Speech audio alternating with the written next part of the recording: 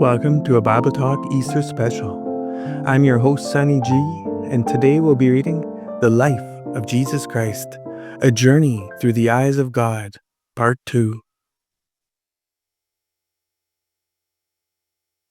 After the baptism of Jesus, he got led into the wilderness by the Spirit. He fasted for 40 days and 40 nights and was tempted 3 times by the devil. After each time, Jesus quoted scripture from Deuteronomy. 2 of the scriptures from Deuteronomy are also tied to a part in Exodus and Psalm.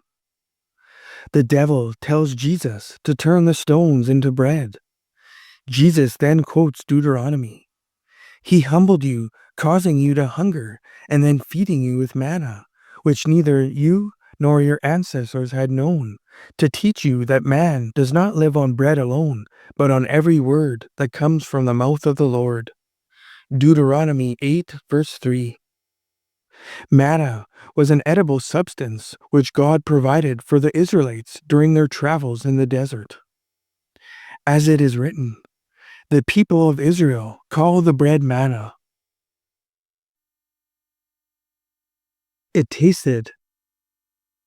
It was like white like coriander seed and tasted like wafers made with honey. Exodus 16, verse 31. But in the book of Numbers, the manna was prepared in a savory way rather than sweet. As it is written, the manna was like coriander seed and looked like resin. The people went around gathering it and then ground it in a hand mill or crushed it in a mortar. They cooked it in a pot or made it into loaves, and it tasted like something made with olive oil. When the dew settled on the camp at night, the manna also came down. Numbers 11, verses 7 to 9. Then the devil takes Jesus to the holy city and has him stand on the highest point of the temple and tells him to throw himself down. The devil quotes scripture from Psalm. As it is written, for he will command his angels concerning you to guard you in all your ways. They will lift you up in their hands so that you will not strike your foot against a stone. Psalm 91, verses 11 to 12. Jesus then quotes Deuteronomy for the second time. Do not put the Lord your God to the test as you did at Massah. Deuteronomy 6, verse 16. Massah means testing, and Meribah means quarreling or arguing. And he called the place Massah and Meribah because the Israelites quarreled and because they tested the Lord, saying, Is the Lord among us or not? Exodus 17, verse 7. Finally, the devil takes Jesus to a very high mountain and shows him all the kingdoms of the world and tells Jesus he can have all this if he only bows down and worships him. Jesus then quotes Deuteronomy for the third time. Fear the Lord your God, serve him only, and take your oaths in his name. Deuteronomy 6, verse 13. Then the devil left, and angels came and attended Jesus. Now John the Baptist was Jesus' cousin. John grew and became strong in spirit and lived in the wilderness until he appeared publicly to Israel. John's clothes were made of camel's hair and had a leather belt around his waist, and his food consisted of locusts and wild honey. He preached in the wilderness of Judea. This is the one who was spoken of through the prophet Isaiah. A voice of one calling, in the wilderness, prepare the way for the Lord. Make straight in the desert a highway for our God. Isaiah 40, verse 3. The people from Jerusalem and all Judea came to see John, baptizing them in the Jordan River. He also baptized people at Enon near Salim because there was plenty of water there. One of John's disciples was Andrew, who was Simon's brother.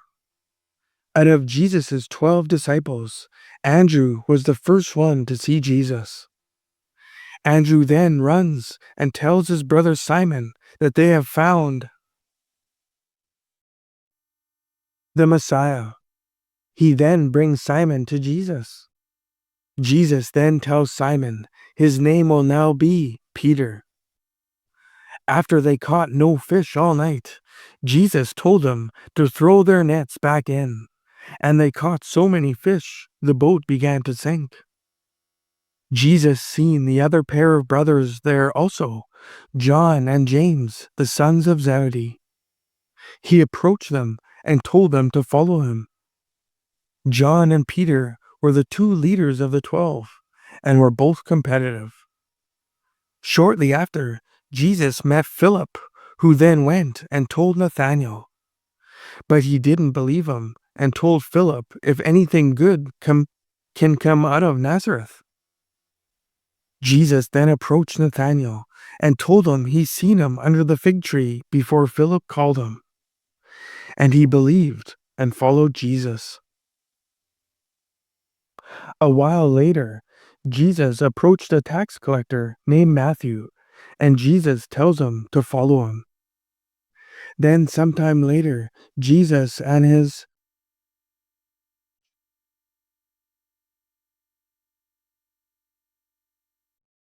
disciples went to Matthew's place to eat. Many tax collectors and sinners were there also. A little while later, Jesus found out that John the Baptist had been arrested and put in prison by Herod the Tetrarch, who was the son of Herod the Great, because John was telling Herod he shouldn't be together with Herodias, because it is not lawful to be with her, as she is Philip's wife, who is Herod's brother. Then Jesus left Nazareth and traveled to Capernaum. He lived here by the lake in the area of Zebulun and Naphtali to fulfill what was said through the prophet Isaiah. Nevertheless, there will be no more gloom for those who are in distress.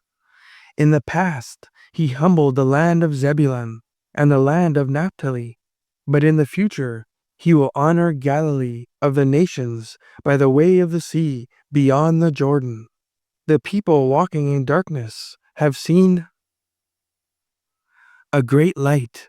On those living in the land of deep darkness, a light has dawned. Isaiah 9, verses 1 to 2. Jesus then went on a mountainside and chose his 12 apostles. They were Peter, the son of Jonah, who was from Bethsaida. He was a fisherman and was married.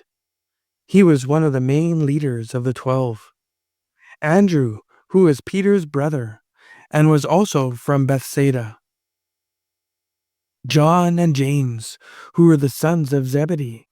They were called sons of thunder because of their fiery zeal, energy, and aggressiveness. John also goes by the name the disciple whom Jesus loved. He was also one of the main leaders of the 12. Jesus was together with John, Peter, and James the most. Philip was from Bethsaida. He would have been a friend or family member to Nathanael. Nathanael was from Cana in Galilee. Him and Bartholomew are most likely the same person. Matthew was the son of Alphaeus, who was a tax collector. He also went by the name Levi. Out of the 4 authors of the Gospels, Matthew is the only author to mention their own name. Thomas, also known as Didymus, was known for having doubts. James, who was the son of Alphaeus. Thaddeus, who also went by the name Judas. Simon the Zealot, and Judas Iscariot, who would later betray Jesus. Jesus was really close to these disciples and would have spent a lot of time with them during his ministry. After this, Jesus and his disciples went down the mountainside and stood on a level place. A large crowd of his disciples were there, and people from all over the region came to hear him speak. This was called the Sermon on the Plain. Jesus taught 5 different topics in this sermon. A while later, Jesus saw large crowds and went up on a mountainside and sat down. This was called the Sermon on the Mount. Jesus taught 20 different topics in this sermon.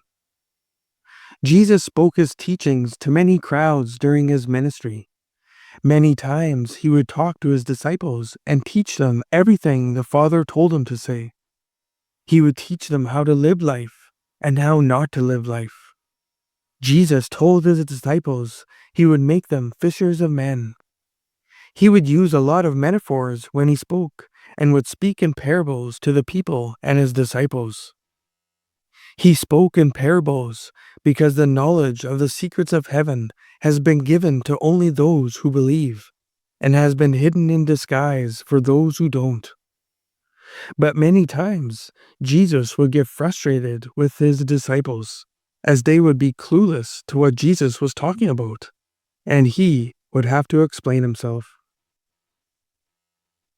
Thanks for tuning in. Join me next time as we'll be reading Part 3.